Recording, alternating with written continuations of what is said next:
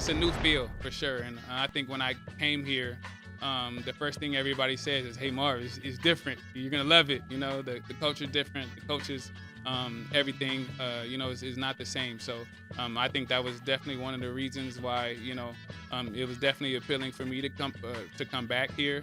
And why not?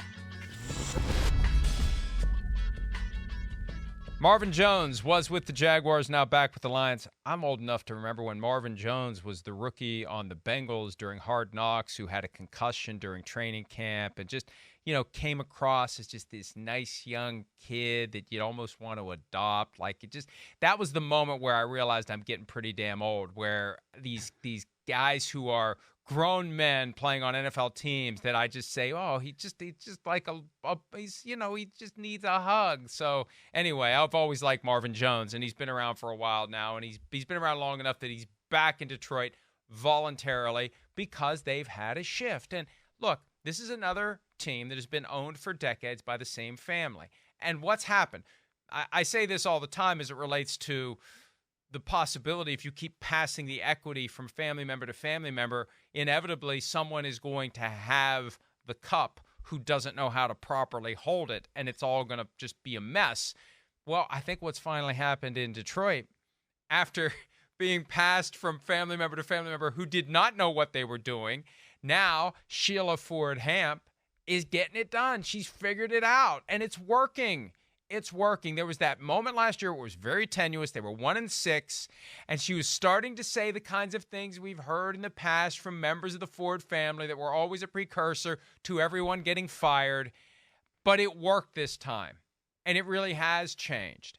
And the problem has been they have not had the patience, Myles, to give whatever regime they bring in enough time to really work. They didn't give Jim Caldwell enough time to really work. Why?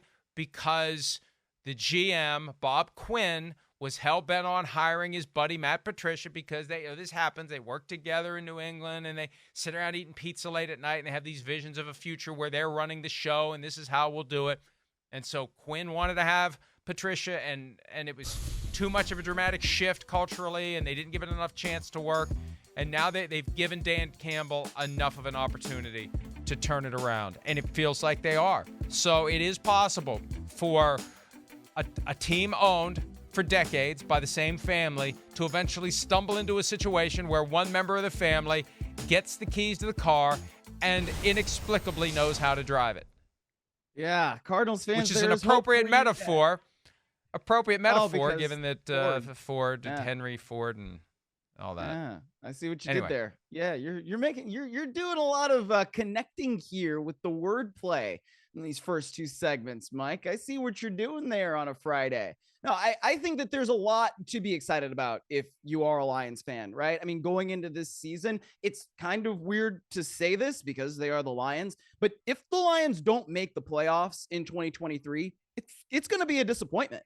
Right, based on the way they finished last season, based on the way that we know Ben Johnson has that offense humming with Jared Goff, and they're doing some really good things. They've picked up guys like David Montgomery in free agency. They bring back Marvin Jones after they lose DJ Chark in free agency. Yeah, Jamison Williams, who's up and coming, first-round pick last year, still recovering from the knee injury for most of the season. Amon-Ra St. Brown, a really, really good young up-and-coming receiver who we've talked about a little bit before, but I still don't know if the country at large kind of understands how good he is. Then you got Khalif Raymond, another guy who had over 600 yards. Josh Reynolds had 3 touchdowns.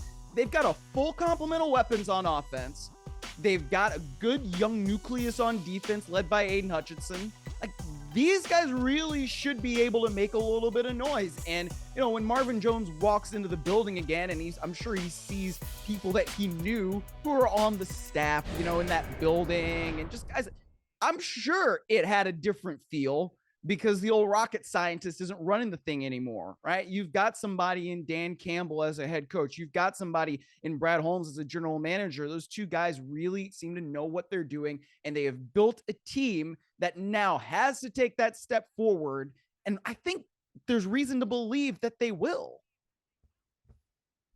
Yeah, I agree with you completely, and it will be a disappointment if they don't make it to the playoffs this year when you consider the flux in that division. The Packers, who knows? And hey, maybe Jordan Love's going to be great right out of the gates. Maybe he's going to take that snippet that we saw on a Sunday night in Philadelphia when Aaron Rodgers left with injury and run with it. And the Packers will be as good as they've ever been. And they'll complete the awkward 3-by-15-year relay race from Favre to Rodgers to Jordan Love. And it's all going to be perfect once they get past the fact that Rodgers is gone. But still, this is the opportunity for one of these other teams, the Bears or the Lions, to rise up. And it feels like, and it doesn't feel like it, it's reality. For 50 years, I've been following that division closely. There's never been a time when both the Lions and the Bears were really good at the same time. Never. Never. And it feels like both the Lions and the Bears are in position to kind of take over that division and send the Vikings and the Packers to the bottom of the NFC North. But this is a great opportunity for the Lions, and they are going to be carrying the burden of expectations this year, and they're going to be a team that I think when the schedule does come out in a month or so, we're going to be surprised by the number of standalone games they have beyond the one that they get every year when Thanksgiving Day gets started. So fun times for the Lions. And you mentioned Amon-Ra St. Brown. The world first became aware of him, and I won't forget this ever because I spoke to him about it after it occurred.